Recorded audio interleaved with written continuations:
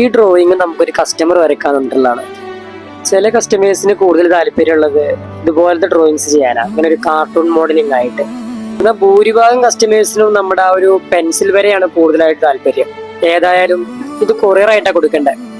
നമ്മുടെ ഓരോരുത്തരുടെയും ലൈഫില് ചില പ്രത്യേക ആളുകളെയോ അല്ലെങ്കിൽ ചില പ്രത്യേക മുഹൂർത്തങ്ങളോ മറക്കാൻ പറ്റാത്തതായിട്ടുണ്ടാവും, ഇല്ലേ? ഇതിപ്പോ അടുത്ത സുഹൃത്തുക്കളോ ഫാമിലിയോ ആരും ആയിക്കോട്ടെ.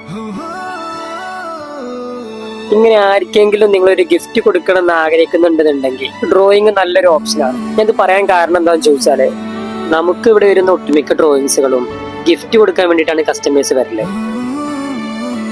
നമ്മുടെ വീടുകളിൽ ഇതുപോലത്തെ ഡ്രോയിങ്സ് ഫ്രെയിം ചെയ്ത് വെച്ച് പിന്നീട് അതിങ്ങനെ കാണുന്ന സമയത്ത് നമ്മളത് തന്ന ആളെ അത്ര പെട്ടെന്ന് മറക്കാൻ സാധിക്കില്ല. പ്രത്യേകിച്ച് ഡ്രോയിങ്സുകളൊക്കെ ഓരോ വരകളും ഓരോ കഥകളാണ്. നമ്മുടെ പല പല ഇമോഷൻസ് അതിൽ വരുന്നുണ്ട്.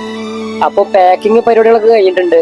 അപ്പൊ ഇതുപോലത്തെ ആർട്ട് വർക്കുകളൊക്കെ വേണമെന്നുണ്ടെങ്കിൽ നമ്മളെ കോൺടാക്ട് ചെയ്താൽ മതി. പിന്നെ വരയും പരിപാടിയൊക്കെ ഇഷ്ടമുള്ളവരാണെന്നുണ്ടെങ്കിൽ നമ്മളൊന്ന് ഫോളോ കൂടെ ചെയ്തോളൂ.